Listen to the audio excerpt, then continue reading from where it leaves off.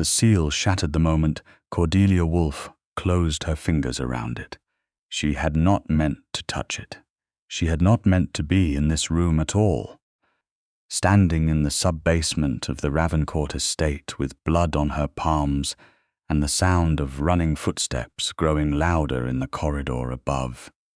The ancient disk of obsidian and bone, no larger than a dinner plate, had been sitting on the iron pedestal exactly as the dying archivist had described it, wrapped in a cloth that smelled of centuries.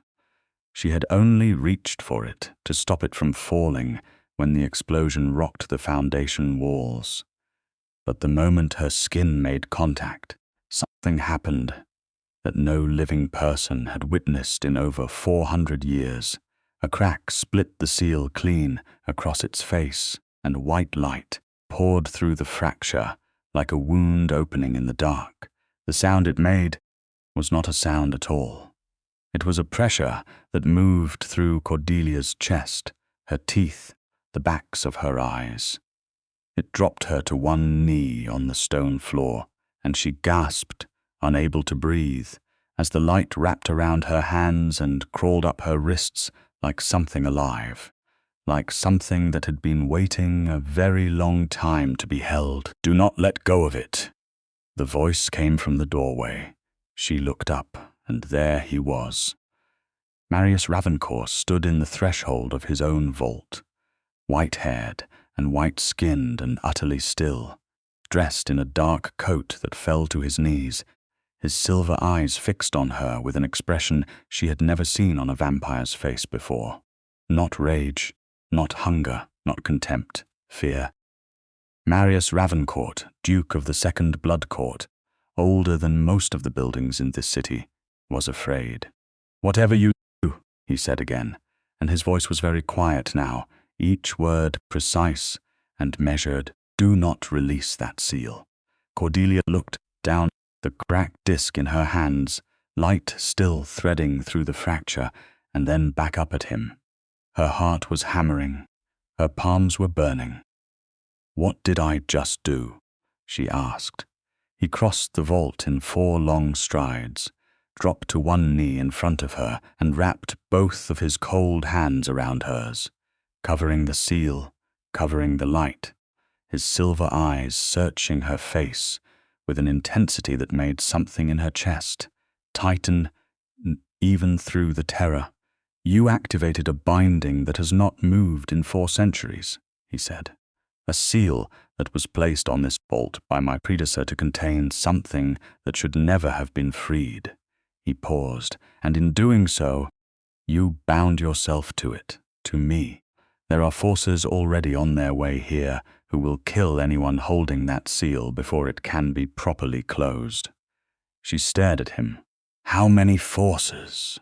Enough. The footsteps above them were no longer running. They had stopped, which was somehow worse. Then, Cordelia said, with the particular brand of calm she had spent 26 years cultivating under her father's insufferable tutelage as head of the Wolfe Antiquities Institute, "You should probably explain everything very quickly." Marius looked at her for a long moment, something shifting behind his silver eyes, and for the first time in what he would later admit to her had been decades, the Duke of the Second Blood Court allowed himself to be surprised. 3 weeks earlier, Cordelia had not known vampires existed. This required some explanation, given that her father, Edmund Wolfe, had spent the better part of his academic career cataloguing supernatural artifacts for a network of institutions that were, it turned out, entirely funded by the vampire aristocracy. He had simply never told her. He had kept her close enough to be useful, trained her in antiquities, in languages dead and living, in the reading of seals and contracts, and the particular kind of coded writing that looked like ornamental script until you understood the cipher.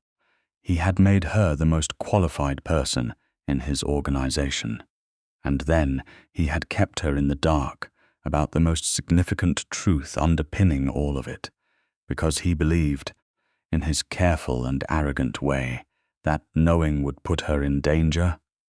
He was not wrong. He was merely wrong about whether ignorance was any safer. Cordelia had discovered the truth the hard way, as she discovered most truths, by following a document trail that did not add up. The Wolfe Institute had been commissioned to authenticate and transport a collection of objects from an sale in Vienna. Routine work. She had done it 100 times. But one of the objects, a small iron coffer with an unusual locking mechanism, had routing documentation that pointed back to a private account registered under an entity she could not identify through any legal database.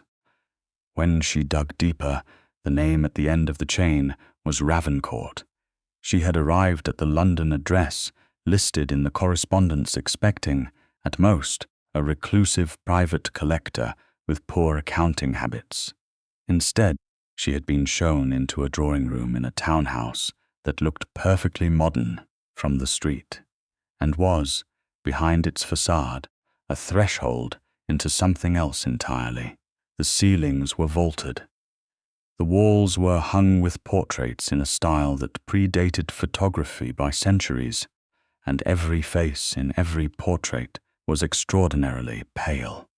Marius Ravencourt had walked into that drawing room, and she had known, immediately and viscerally, in the way that the body knows things before the mind has finished arguing, that he was not human. It was not just the white hair worn long and swept back, or the skin like marble, or the silver eyes that caught the light in the wrong way.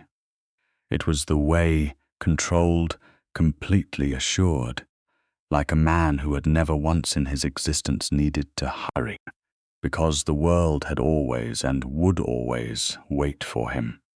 He had looked at her across the room and said, "Miss Wolfe, I wondered when you would follow the paperwork," and she had said, "What are you?"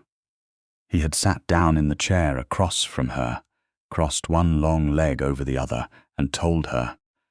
She had listened without interrupting, a discipline she had honed through years of academic conferences. And when he finished, she had said, "Right, and my father knows all of this. Your father has known for 30 years. She had been quiet for exactly 4 seconds. Then she said, "I want to see the documentation." He had looked at her with something that might have been amusement, which on his face was a small and careful thing, lights softening around the silver eyes, and said, "Of course you do." What followed was 3 weeks of a strange and complicated collaboration. Marius needed someone who could read the old Wolfe Institute authentication records for a collection of sealed artifacts that were, according to his court's own archivists, beginning to show signs of instability. The seals were failing. Something was interfering with the binding magic that had kept them in place for centuries, and none of his own people could identify the source, because identifying it required human hands and human eyes. Vampire sight, he explained without any particular embarrassment, was simply not calibrated for certain kinds of ancient human-wrought binding magic. It was one of the few things they could not do themselves. Cordelia was, by training and inheritance, precisely the right person to read those seals.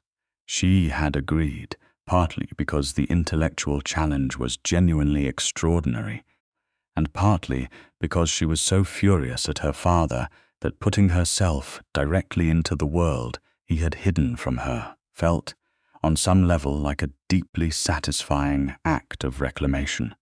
She had told herself that her growing awareness of Marius Ravencourt as something beyond simply an employer was purely academic. The way he watched her work, standing at the edge of her workspace with his hands clasped behind his back, silver eyes tracking every movement of her hands over the old documents, the way he answered her questions with a directness that she found, After years of academic colleagues who buried every answer in qualifications almost startling. The way he said her name, Cordelia, not Miss Wolfe, never Miss Wolfe after the second day, as though the formal distance had simply become inconvenient. And he had dispensed with it, the way he dispensed with anything that did not serve its purpose. She had told herself all of that was nothing. She had not entirely believed herself. Now she was kneeling on the floor of his vault, with a cracked ancient seal burning in her hands, and she understood with the particular clarity that danger produces that the 3 weeks of telling herself it was nothing had been, in fact, a preparation for this exact moment. The footsteps above them began again, closer. "There are 11 members of the Obsidian Compact in this building," Marius said quietly, still kneeling in front of her, his hands still covering hers. "They have been hunting this seal for 6 years. They believe that, if they can destroy it, they can break the containment that prevents the original binding from collapsing entirely." "What does the original binding contain?" Cordelia asked. "A blood law," he said, "the oldest one written. It is not a metaphor or a legal document. It is a literal working, sealed into this disc 4 centuries ago by the first Duchess of this estate, who happened to be a woman of extraordinary ability, who chose to bind her power into a permanent constraint rather than allow it to be used as a weapon." He paused. "If the seal breaks completely, that power is released, uncontrolled. It will not simply affect vampires. It will affect every living thing within a significant radius." "How significant?" "The city," he said. Cordelia looked at the crack in the obsidian disc. The light was still pulsing softly through it, not the explosive white of the first moment, but something steadier now, something that seemed to respond to her heartbeat. She could feel it, which was deeply alarming, a warmth that was not painful, a resonance that moved through her palms and settled somewhere behind her sternum like the beginnings of a sound. "Can it be resealed?" she asked. "Yes." He met her eyes. "But the process requires time and the right conditions, and the presence of someone with the ability to hold it." He paused. "As of approximately 3 minutes ago, that is you. Because I touched it. Because it chose you," he said, and his voice was different on those words, quieter, carrying a weight that she recognized as something he was not accustomed to saying. "The first Duchess built a selection mechanism into the binding. It would not transfer to just anyone. It has been waiting for the right person, and I am the right person, apparently." Above them, something heavy moved, and plaster dust drifted from the vault ceiling. Cordelia stood up, keeping the seal in both hands, and Marius rose with her, one hand moving immediately to her lower back in a gesture so instinctive that she suspected he was not fully aware of it. She noticed it.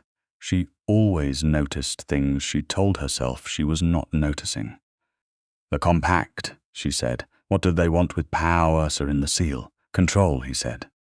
"There are factions within the vampire courts that have long held that the blood laws are a restriction rather than a protection. The Obsidian Compact is the most aggressive of those factions.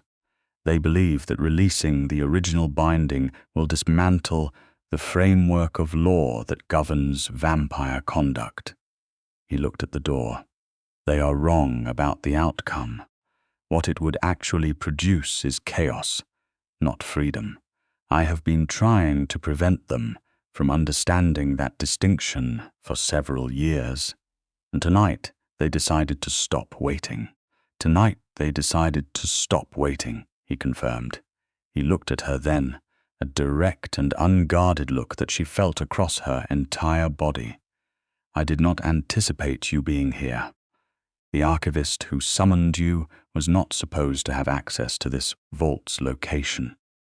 He was dying, she said, quietly. He said someone had poisoned him. He said the seal was the only thing that mattered, and that I was the only person who could find it in time. Something moved across Marius's expression, complex and fast. He was one of mine, he said. 17 years in my service. I am sorry, she said. He was quiet for a moment, and in that moment she saw through the regal composure for the first time something that was grief, real and sharp, quickly controlled. He made the right call, he said finally, whatever it cost him. He knew what the seal needed. He looked at her. He knew what it was looking for. There was no time to ask what that meant, because the vault door moved, not opened. Moved as though something on the other side had struck it hard enough to deform the hinges.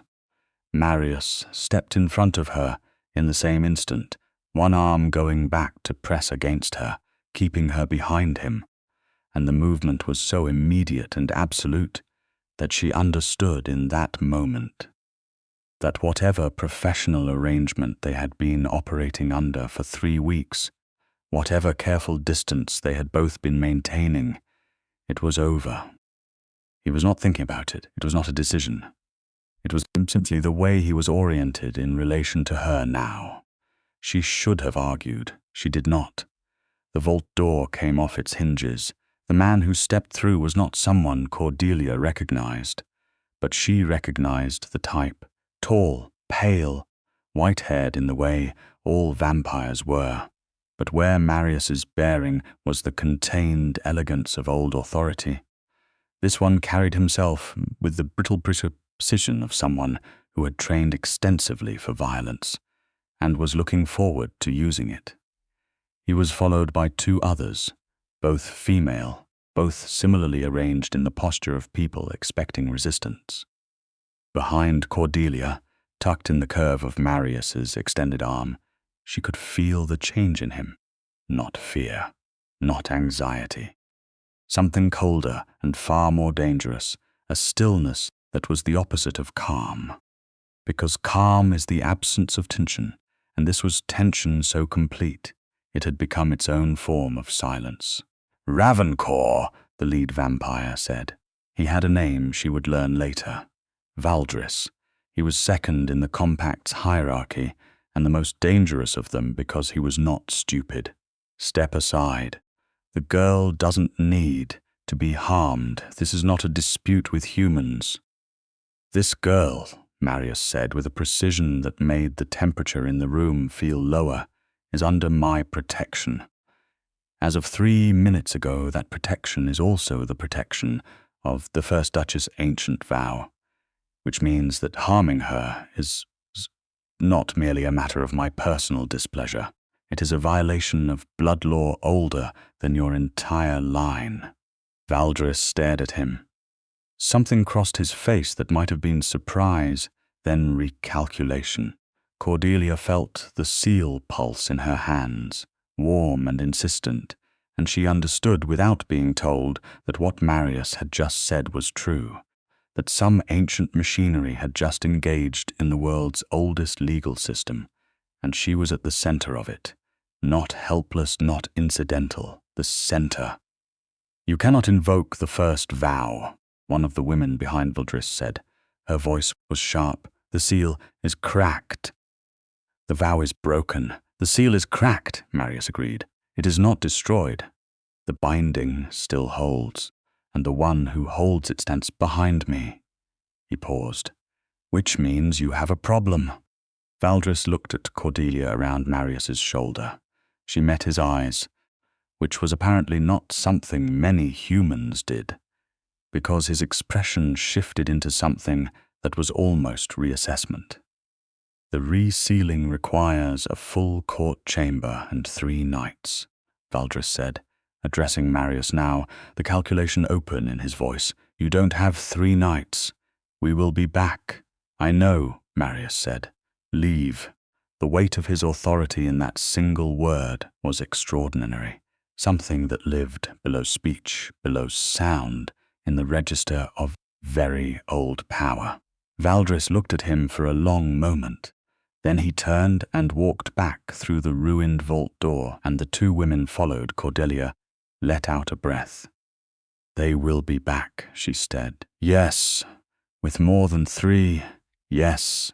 She looked at the seal, the crack running across its surface, the soft pulse of light. "Then we have work to do." He turned to look at her, and the expression on his face was not one she could fully read, but it had the quality of something old and guarded meeting, something it had not expected, and did not quite know what to do with. "Yes," he said, for the 3rd time, and this time the word meant something different entirely. The next 48 hours were among the most intense of Cordelia Wolfe's life, which was saying something, given that her life had contained 2 archaeological digs in active conflict zones and a semester studying under a professor who had once thrown a first edition at a student he disagreed with. Marius moved her out of the damaged vault and into the upper levels of the estate, into a set of rooms that were not guest rooms in any ordinary sense, but were clearly intended for someone of importance, heavy curtains, old furniture that was beautiful in the way that useful things become beautiful over centuries, a writing desk with actual ink, and a lamp she had to adjust twice before she understood the mechanism. He told her, with a directness she was still adjusting to, that she could not leave. Not because he was confining her, but because the seal was now keyed to her presence, and if she moved more than a certain distance from the vault, the binding would begin to destabilize further. He explained this the way he explained everything, completely and without apology, and she appreciated both qualities even as she absorbed the reality of being, for the immediate future, effectively anchored to a vampire's estate. She also could not put the seal down. They had tried, once, setting it carefully on the writing desk while she stepped back. The light had flickered, the crack had widened by a fraction she could see with the naked eye, and a sound had come from it that was not quite a sound, but which had made the walls hum. She had picked it up again immediately, and it had settled. "It is responding to your specific physiological signature," Marius said, studying it with the focused attention of a man who had learned to read extremely old things. "Your pulse, or body heat, possibly something more specific than that." He looked at her. The first Duchess designed it to be held by a living human. She apparently did not consider that the holding would need to be indefinite while the resealing was arranged. "She does not sound like she was big on practical planning," Cordelia said. Something that was definitively a smile crossed his face, brief and unexpected, and so genuinely warm that she felt it like a small shock. She was, by all accounts, exceptional at everything except considering the long-term inconvenience of her own solutions. "I like her," Cordelia said. "She would have liked you," he said, and then seemed to become aware that he had said it, and directed his attention back to the seal with the focused composure of a man rerouting himself. She let him. She had questions, many of them, and she asked them steadily over the hours that followed, and he answered all of them. The structure of the blood laws, the architecture of the vampire courts, the first court through the 5th, the duke system and its relationship to the older monarchy that had dissolved 3 centuries ago, and left a council structure that was more stable but significantly more politically complex.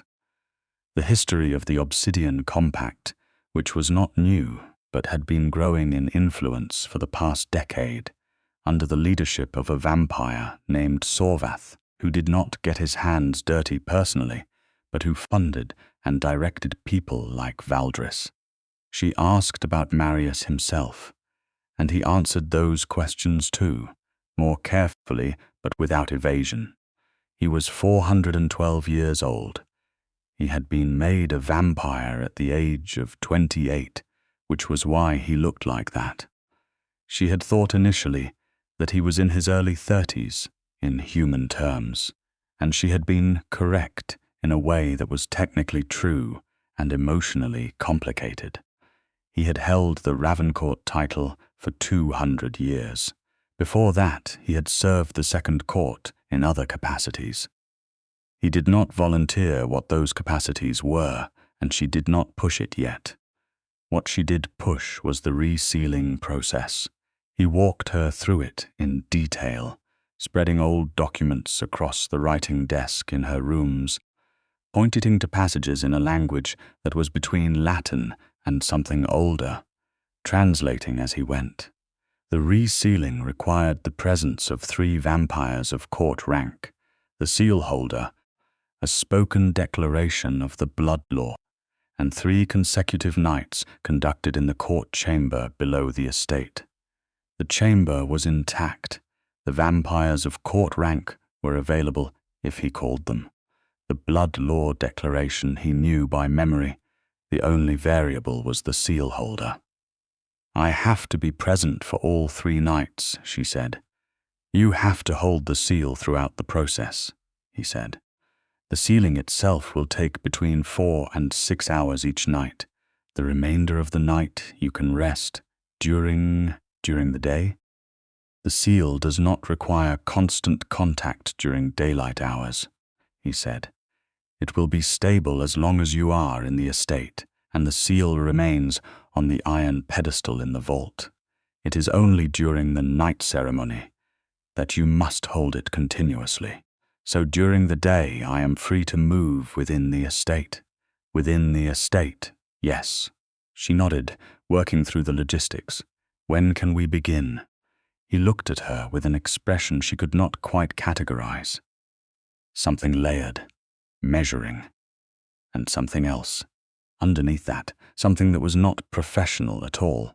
"I need to call the court witnesses. That will take until tomorrow night at the earliest. Then we have tonight," she said. "Yes, tell me more about the first Duchess," she said. "If I am going to reseal what she built, I want to understand who she was." He sat down across from her at the writing desk, which he had not done before. He had always stood or moved, never simply sat with her in the quiet of a room, and the domesticity of it. 2 people with documents between them and a lamp burning was so unexpectedly normal that she felt something in her chest respond to it with a warmth that had nothing to do with the seal. Her name was Elizabeth Ravencourt.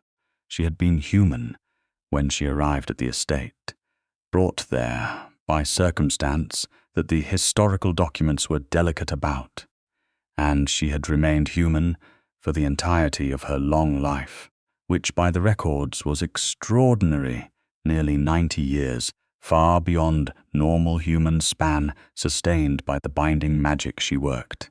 She had been the consort of the second Duke, Marius's predecessor, and she had built the seal not to restrict him, but to protect the court from a power that had come to him involuntarily, an inheritance from the original making of the second line that carried with it a destructive potential that neither of them had wanted.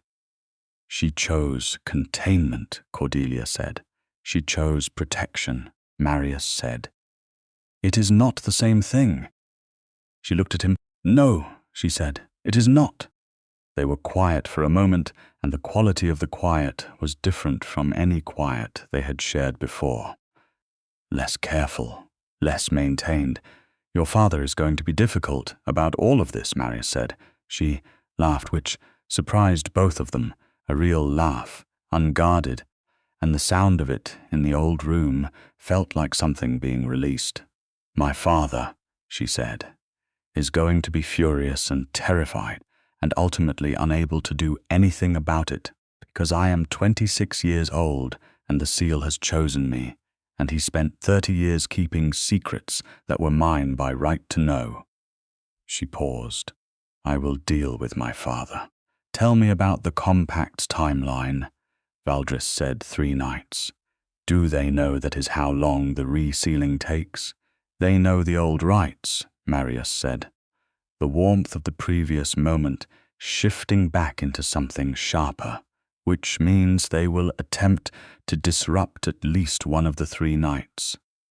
Probably the second, which is the most structurally critical, so we need defense on the second night. I have people, he said, not just court witnesses. Guards. The estate has protections built into its structure. He paused. But I want to be transparent with you. The compact has grown significantly. There may be more of them than the estate protections were designed to handle. What are our actual odds? He looked at her steadily. Better than 50%. That is not as reassuring as you may think. I know. He held her gaze. I want you to understand the full risk before we begin. You have a choice here, Cordelia. The seal chose you, but the choosing was not a conscription. If you want to leave, I can attempt to slow the destabilization through other means and find another way. She looked at him, at the absolute steadiness of his silver eyes, and the way he said that with complete sincerity, genuinely offering her the exit, genuinely believing she might take it. Are there other ways? She asked. Really? He was quiet for a fraction of a second, too long. No, she said, there are not. You were going to be honest with me about everything else and then flinch at this, because you do not want me to feel that I have no choice. Something moved across his face that she thought might be the closest thing he had to being caught. You have a choice, he said. The outcome, if you leave, is worse, but you have a choice. Marius, she said, and it was the first time she had used his given name without the formal context of documentation, and she watched him register it, a slight change in stillness, like a held breath. I am not leaving. The seal chose me for a reason that I intend to understand. The power in it could kill people who have no part in vampire court politics if it releases uncontrolled. And you need me. She met his eyes. So let us stop discussing my exit and plan the second night. He looked at her for a long moment, and in the lamplight his white hair and marble skin had a quality that was not human but was not cold either.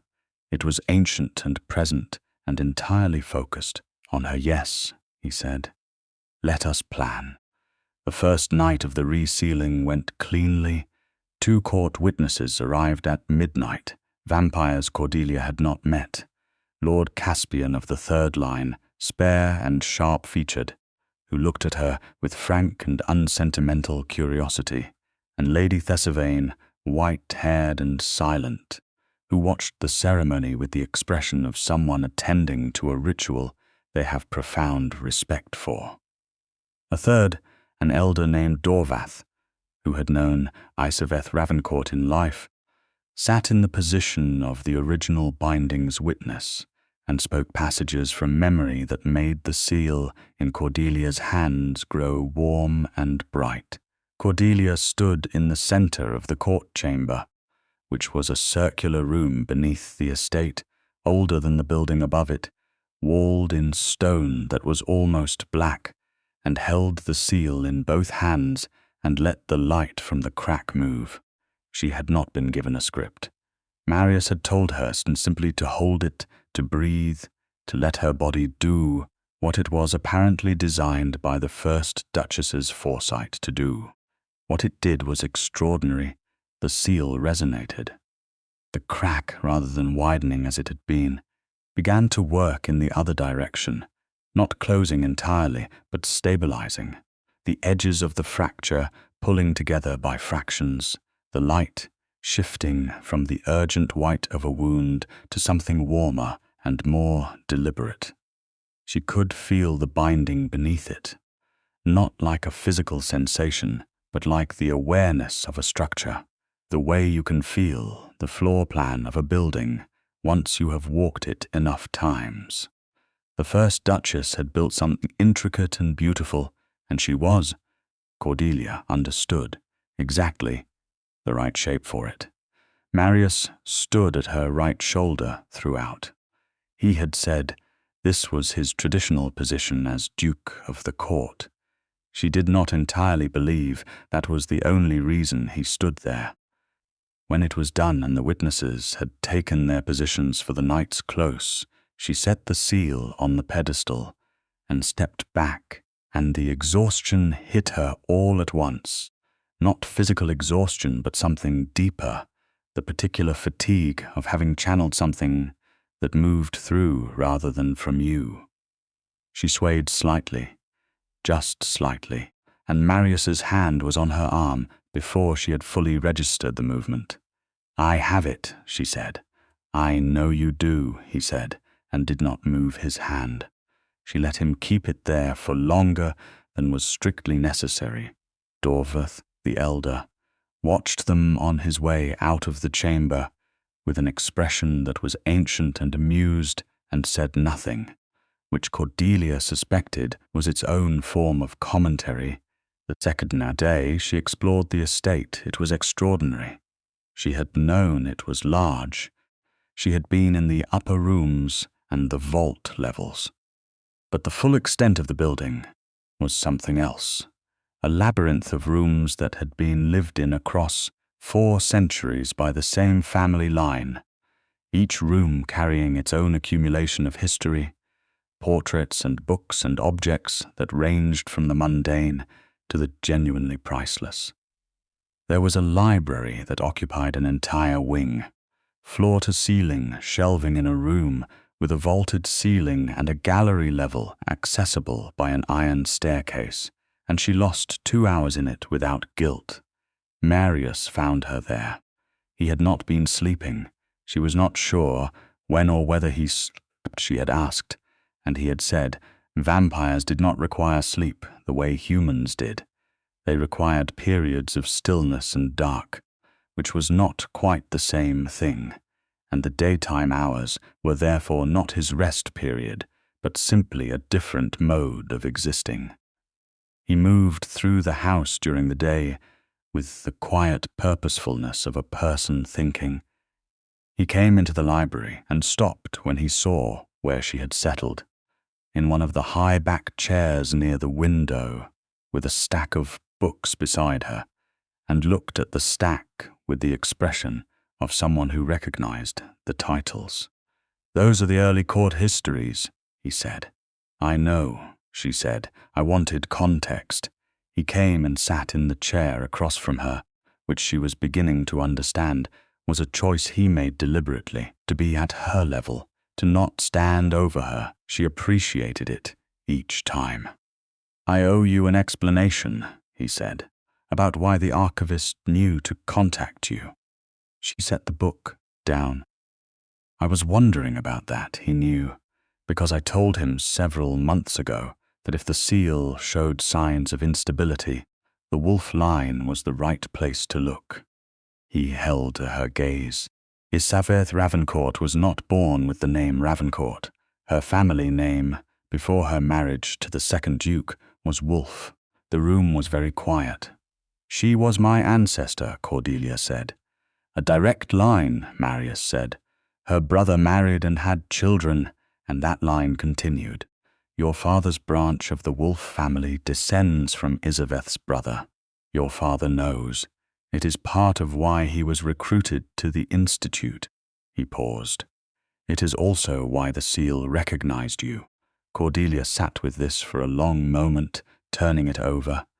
"He never told me," she said. "No, because he thought it was too dangerous. That was his reasoning." She was quiet. Then she said, "She must have been remarkable. By every account," Marius said. "I did not know her personally. She died 60 years before my making. But the records she left, the binding she built, the way she chose protection over power," he paused.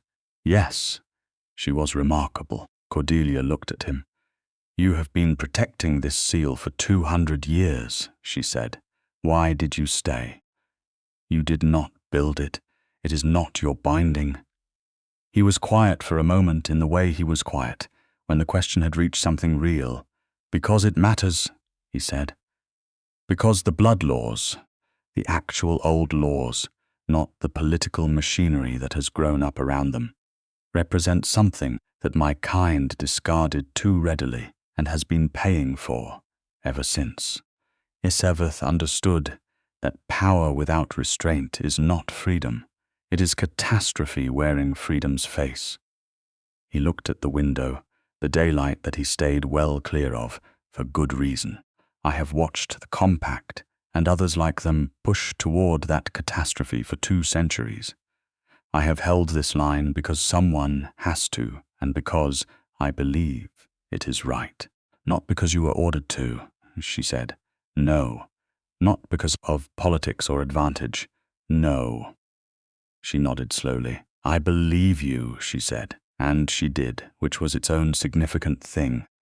He looked at her, and the expression on his face was what she was beginning to recognize as his unguarded look, which he allowed himself only in moments when something had come at him from an unexpected angle. "Most people do not simply say that," he said.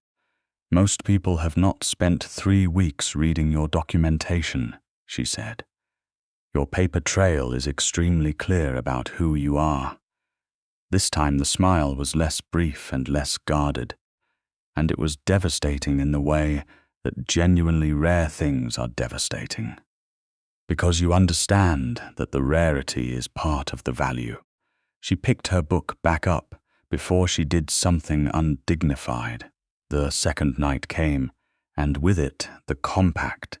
They came through the north face of the estate, which Marius had anticipated, and the wards built into the old stone responded in the way he had described. Not invisible barriers, but active deterrents, channels of old-world-bound energy that could not kill, but could delay and disorient. Cordelia heard the commotion from inside the estate, and stood in the upper corridor, with the seal in her hands, and made herself breathe steadily.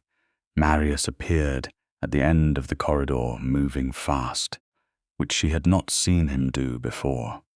Fast was something of an understatement. He crossed the length of the corridor in less than a second, and stopped in front of her, taking in her position and the seal's status in one swift assessment. "They have 12 tonight," he said, "including Valdris. The court witnesses are holding the south chamber." "I need you in the vault now, the ceremony," she said. "We begin early," he said. "If we can complete the second night's sealing before they break through the north wards, they lose their window." She did not ask whether the wards would hold long enough. She could hear, distantly, the sounds of confrontation, and she moved with him without arguing. The court chamber was different this time. Caspian and Thesivane were already in position, and Dorvath had arrived early and was standing at the binding point with an expression of focused urgency. Marius took his position at her right shoulder, and she raised the seal, and the ceremony began. It was harder on the second night. She felt the resistance immediately. Not from the seal, but from outside it, something pushing at the binding, testing the edges of the resealing as it progressed. The crack, which had stabilized after the first night, seemed to flex under the pressure, and twice she had to anchor herself deliberately, feet flat on the stone floor, breathing through the resonance, refusing to let the pushback translate through her hands into the seal. Marius noticed. She was aware of him noticing the slight adjustment of his position, closer, the controlled stillness that was not detachment, but was actually its opposite, absolute attention. "Hold," he said quietly, for her alone. "I am holding," she said. "I know," he said. "I am just saying it anyway." 40 minutes into the ceremony, the north wards broke. She heard it even underground, a deep concussive sound like a bell struck with something harder than a mallet. and then the quality of the air changed in a way she could not articulate, except that the estate felt, for a moment, like a held breath released. The court witnesses did not break their positions. Dorvath kept speaking. Marius did not move from her side. And then there were vampires in the chamber, 3 of them moving fast in the way that Marius moved fast. And she understood in that moment why old-world codes of honor existed and were taken seriously, because without them, this kind of speed and strength had nothing to check it. Marius moved to intercept them with a precision that was not violence for its own sake, but was the most efficient possible application of force by someone who had been doing this for 4 centuries. The first one he stopped cold, literally, his hand on the attacking vampire's arm, leverage applied with geometric certainty, and the sound of the impact was terrible and brief.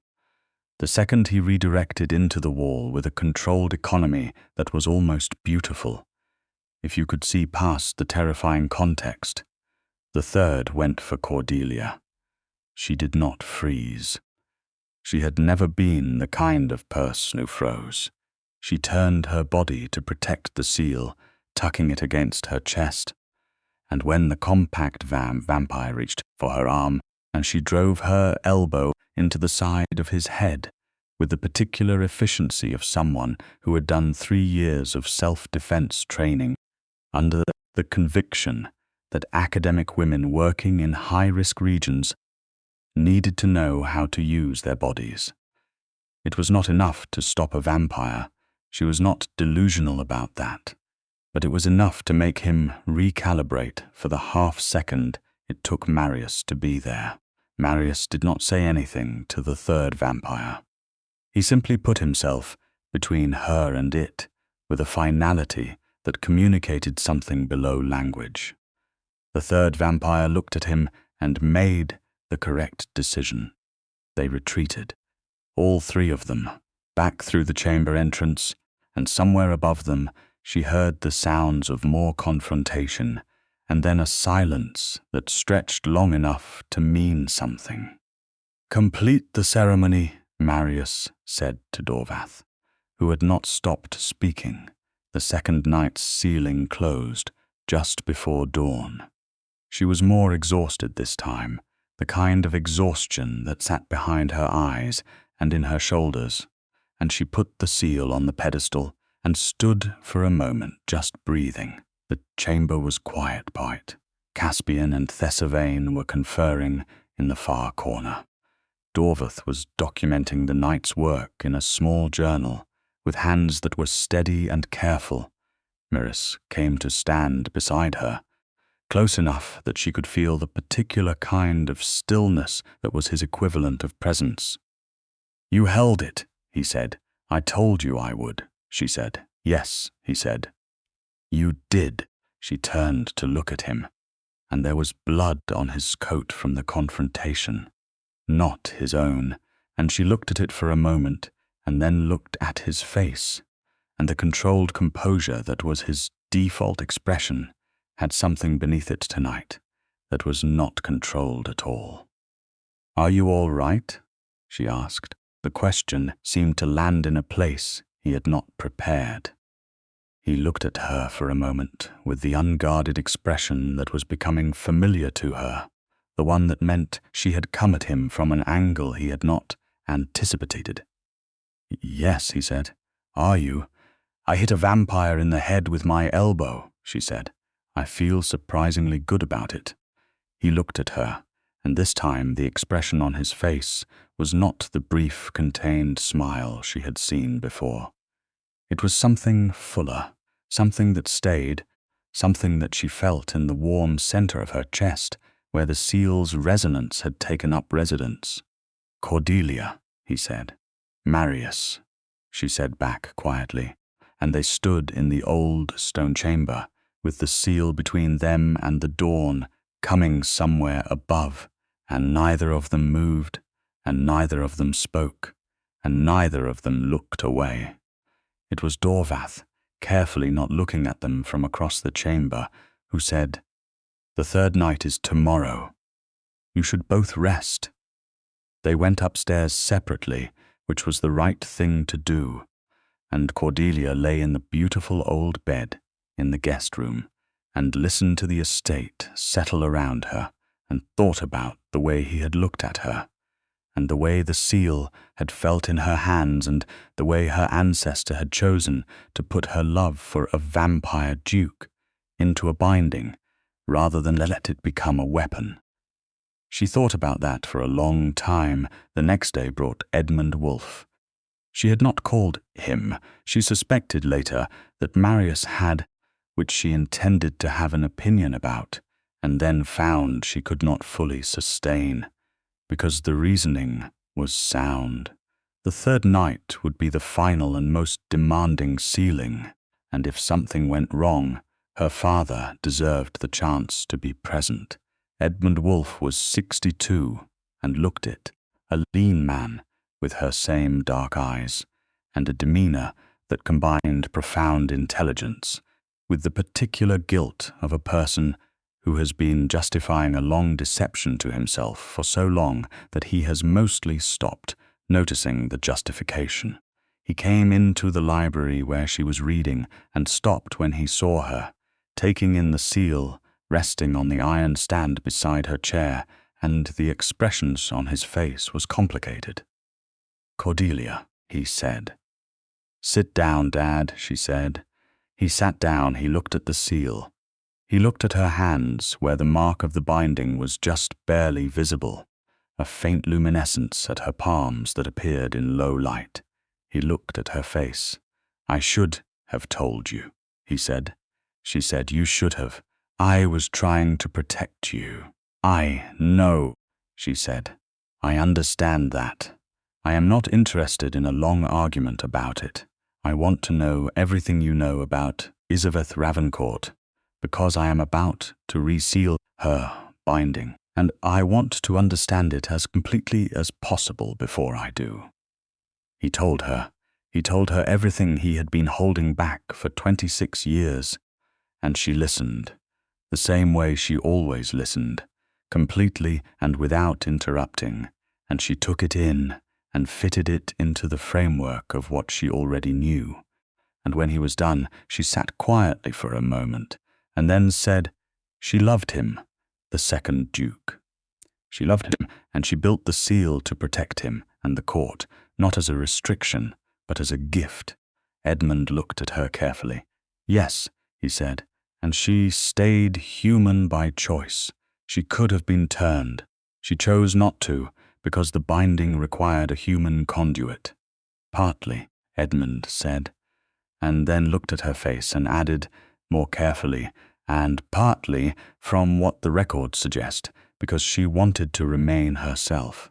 She knew who she was and did not want to change it, even for him." Cordelia nodded slowly. "He accepted that. He loved her," Edmund said simply. "He accepted everything that came with her." She sat with that. And then she looked at her father and said, "I would like you to stay for the third night." He nodded, and something in his face released. A tension she had not known he had been carrying about whether she would shut him out entirely. She was not made for long estrangements. She would be angry at him for a while, and then she would stop because she understood him, and because the world was complicated, and because life was, on balance, better with him in it. Marius appeared in the library doorway, saw Edmund, and came in. The two men looked at each other with the particular charged quality of people who have a complex history and are performing simplicity. "Edmund," Marius said. "Ravencourt," Edmund said. "She told me," Cordelia said, without looking up from her book. "About Isabeth, you both might have led with that." There was a pause. "Yes," Marius said, "we probably should have." "Sit down, both of you," she said. "We have a third night to plan."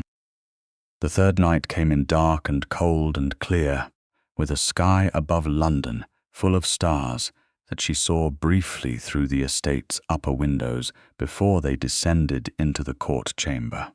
Sorvath came himself.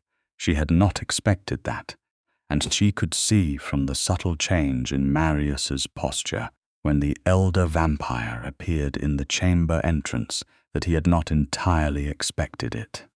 Either Sorvath was older than Marius by at least a century, which you could feel rather than see, an atmospheric quality, like standing near something very large in the dark. He was white-haired like all vampires, but his hair was so pale it was nearly transparent, and his eyes were the color of old pewter, and he walked into the room with the particular quality of someone who has never, in their very long life, needed to justify their presence anywhere. He had 12 compact members with him, but they stayed at the entrance. He came alone to the center of the chamber. "Duke Ravencourt," he said. His voice was formal and very calm. "I have come to offer a resolution." "You have come to negotiate," Marius said, which was not quite the same thing. "The seal cannot survive another generation of guardianship without a permanent conduit," Sorvath said. He looked at Cordelia with the detached assessment of someone evaluating an object. "You know this. I know this. The wolf girl is temporary." "The wolf woman," Marius said, without heat, with absolute precision, "has a name." Sorvath's gaze moved to him briefly, recalibrating. "Cordelia Wolfe," Marius continued, "is not temporary. The resealing, when complete, will stabilize the binding for another 4 centuries. The seal will not require a continuous living conduit after the 3rd night's ceremony. It will require only the wolf line's connection, which is a genetic inheritance, not a personal sacrifice." He looked at Sorvath steadily. "Which you know, because you have read the same records I have. So what you are actually here to do is disrupt the 3rd night before it can complete, and I am telling you that this will not happen." Sorvath was quiet. The compact members at the entrance were very still. "The blood law," Sorvath said, "the original binding. It constrains my court. It has constrained us for 4 centuries. It protects you," Marius said. "It protects your line as much mine. The power Isaveth sealed would not have targeted humans preferentially. It would have moved through every vampire in a radius of miles. You have been fighting to release something that would have destroyed half your own compact." Sorvath said nothing. "You have known this for some time," Cordelia said, because she could see it in his face, the quality of a man who has been committed to a position. Long enough that the evidence against it has become something he has to actively avoid looking at. "Haven't you?" Sorvath looked at her, and the detached assessment became something slightly different. "The binding's full record is in the 3rd Court archives," she continued. "I read it this afternoon. The power that Isaveth sealed was not a weapon targeted at humans. It was the result of the 2nd line's original making, which carried a default release condition that would have activated under certain court conflict parameters. If the blood laws that the binding supports are dismantled, that release condition becomes active." She met his pewter gaze. "You have been trying to break the thing that is keeping your own people alive." The chamber was very quiet. "I have been trying to recover power that was taken from us," Sorvath said, but the conviction in his voice had thinned. "Power was not taken from you," Marius said. "Catastrophe was prevented. Those are not the same thing." He paused. "I understand the grievance. The blood laws do constrain the old houses. Some of those constraints are outdated and should be revised through court process. I have been saying this for 50 years. But this, the seal, the original binding, is not a political grievance. It is infrastructure. You would not pull down a dam because you resent the reservoir. The metaphor, for some reason, seemed to land. Sorveth was quiet for a long time. The compact members at the entrance had not moved. If I allow the third night to complete, Sorveth said finally, with the careful precision of a man renegotiating a position he has held for decades, I want a formal court review of the blood laws, full court, all 5 lines, within the year. You have wanted this for decades, Marius said. The right way to ask for it was always a formal court petition. I know, Sorveth said, and the weight of that admission was considerable. I will support the petition, Marius said. I will also sponsor it. A full court review is overdue. Sorveth looked at him for a long moment. Then he turned and looked at Cordelia, and the look was different now, something in it that might have been, in its extremely old and complicated way, a form of respect. Complete the ceremony, Miss Wolfe, he said. I will remove my people from the estate. He turned and walked to the entrance and spoke briefly to the compact members there, and they left, all of them. The chamber door remained open, and the sound of the estate settling back into its own quiet came through it like a breath. Cordelia set the seal on the pedestal for a moment and flexed her hands. Then she picked it back up. Let us finish this, she said. The third night's ceremony was the longest, nearly 6 hours, and the most profound. She understood why by the 3rd hour, when the seal in her hands began to change in a way that was not destructive, but was definitive.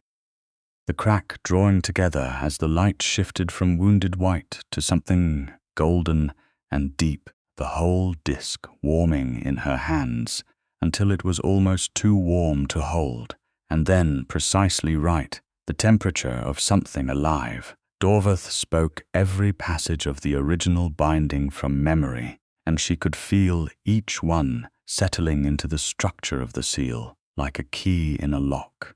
Caspian and Thessalvane held the court witness positions with absolute steadiness.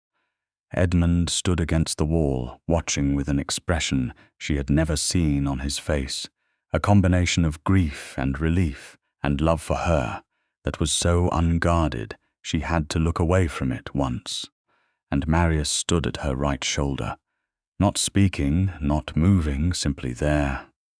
412 years of presence and absolute steadiness, and she understood by the 4th hour that the position was not traditional. It was personal.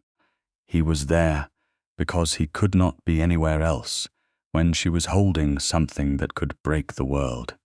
At the end of the 6th hour, the crack in the seal closed.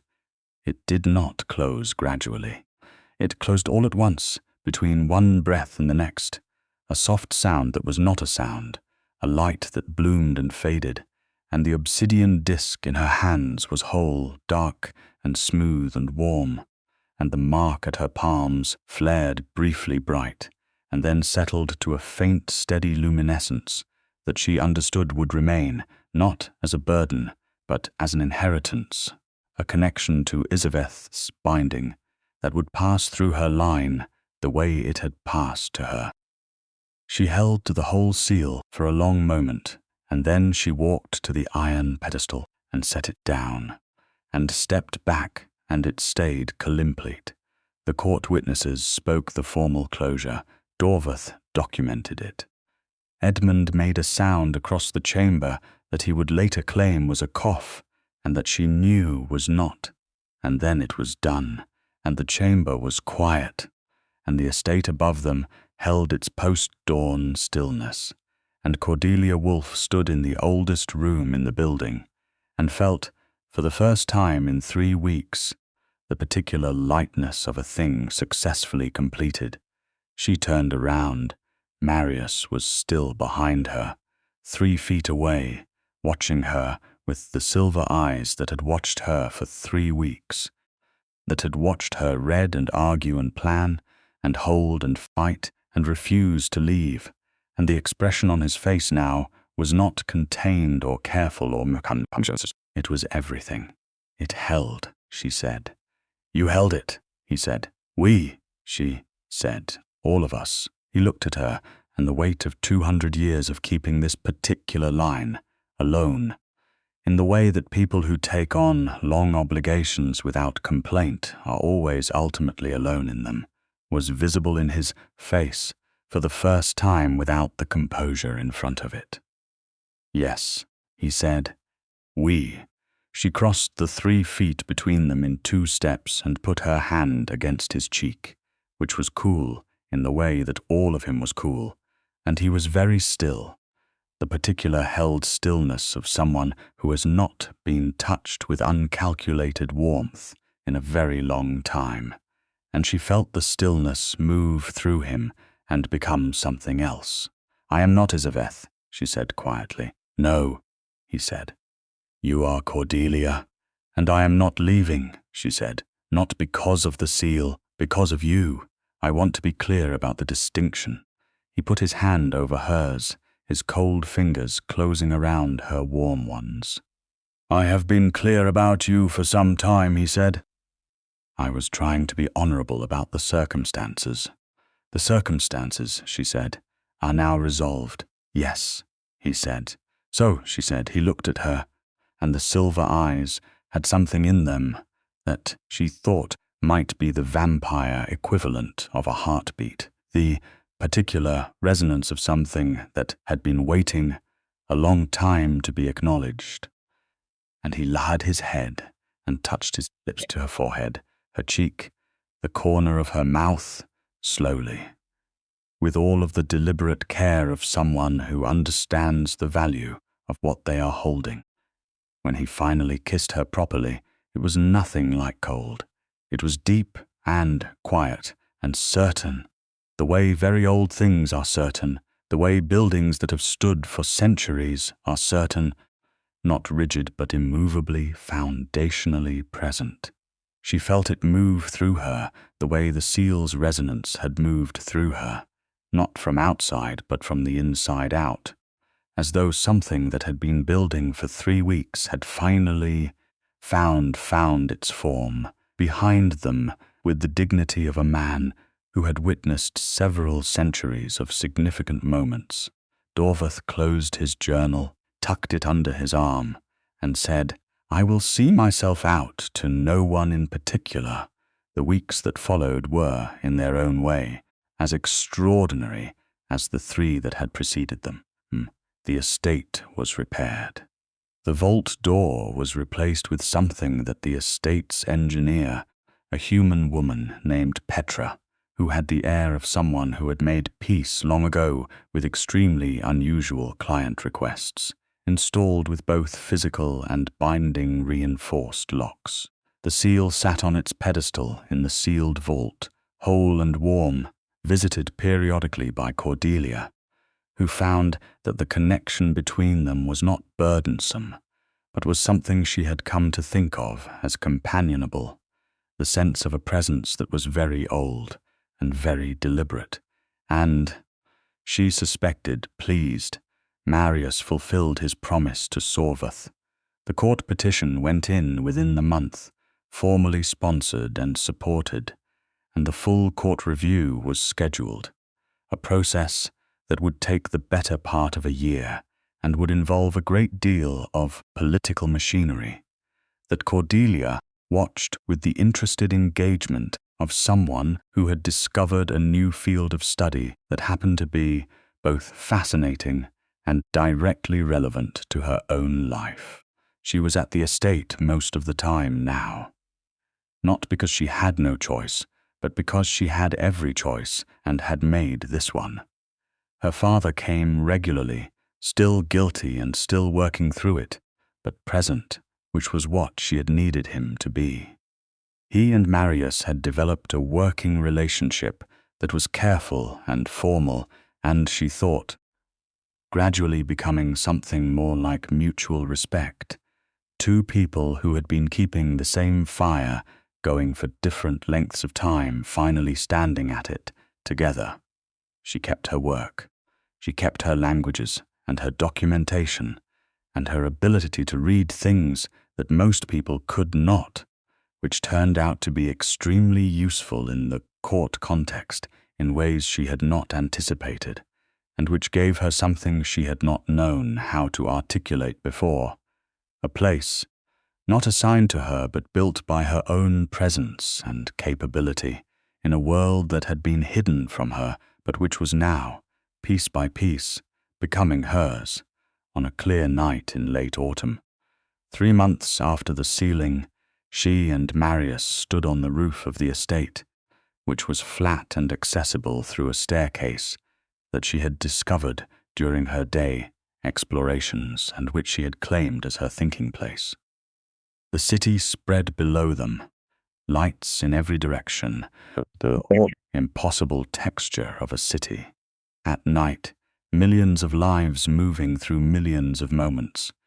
He had brought her a coat because the night was cold, not because she could not have gotten one herself, but because he had passed the coat closet on his way up and brought it without overthinking it, and she wore it without comment, both of them understanding that this was what it looked like, care that did not require an explanation or a ceremony, just the simple weight of someone who notices what you need. The review is going to change things, she said. Yes, he said. Slowly, but yes. Sorvath will push hard for the oldest constraints to be lifted.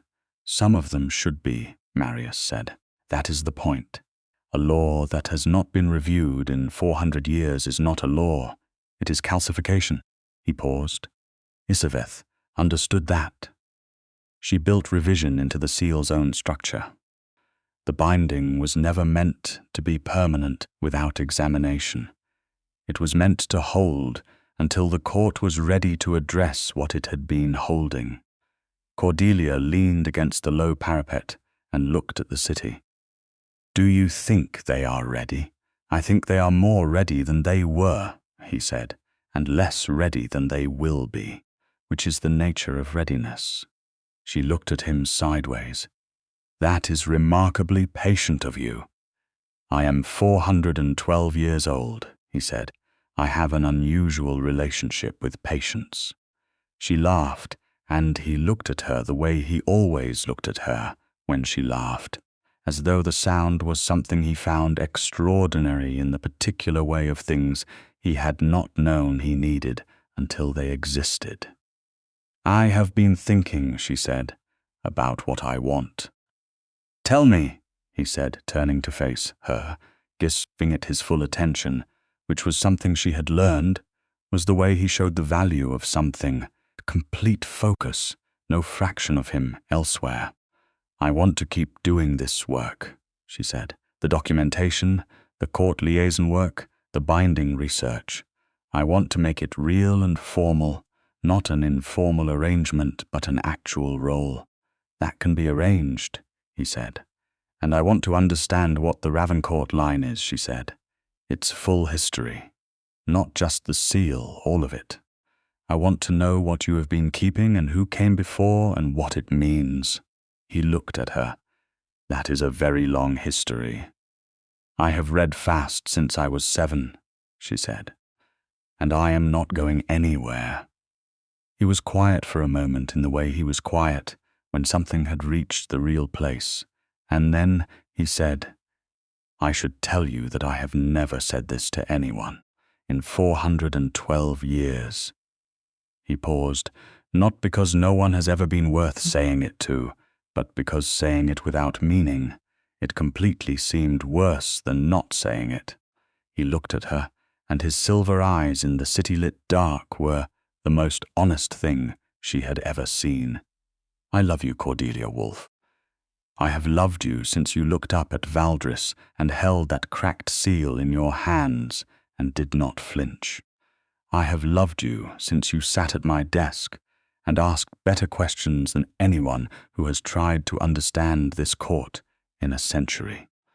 I have loved you since you said I believe you and meant it without qualification. He paused once more. I intend to love you for as long as you will allow it, and I will spend however long that is ensuring you never have cause to regret it. She looked at him for a long moment, at the white hair and the marble skin and the silver eyes and the 4-century-old certainty in his voice, and she felt the warmth in her palms where Isabeth's legacy lived. And she thought about her ancestor who had loved a duke and put that love into something that lasted 400 years. "That is a very large statement," she said. "I mean every word of it." "I know you do," she said. "That is what makes it large." She stepped forward and took his hand, his cool fingers, and held them the way she had held the seal, completely, without reservation. "I love you," she said. "I have been not saying it since about day 4, and it has been genuinely exhausting." He looked at her for a moment with the unguarded expression she loved best, the one that meant he had not quite expected it, even when he should have. And then he did something she had not seen him do even once in the weeks she had known him. He pulled her close, both arms, unhurriedly, with the ease of someone who has been waiting a long time and is now done with waiting, and held her against the low warmth of his chest, and she felt the particular stillness of him settle around her like the estate settled around the seal, ancient and certain and absolutely present, and she closed her eyes and let herself be held. Above them, the city moved in its millions of small moments, unaware and luminous, and the seal sat whole and warm in the vault below the estate, and the bloodlaws held their old architecture over a world that was slowly, carefully beginning to revise itself, and Cordelia Wolfe, heiress and binding holder and the best documentation specialist the court had never officially hired, stood on a rooftop in late autumn being loved by someone who would never run out of time to do it. In the court chamber, Dorvath's journal lay closed on the witness table, the third night's sealing recorded in its pages alongside the notation that the eldest archivist had added at the very end in his careful hand, without comment or explanation, as though it required neither. It read, "The seal holds. The line continues, as it was intended, and far below the city, in the iron vault where Isabeth Ravencourt's ancient vow lived in its whole and healed obsidian housing. The seal was warm, and it was still, and the light in it moved with the slow rhythm of something very content. The way things feel when they have finally come home.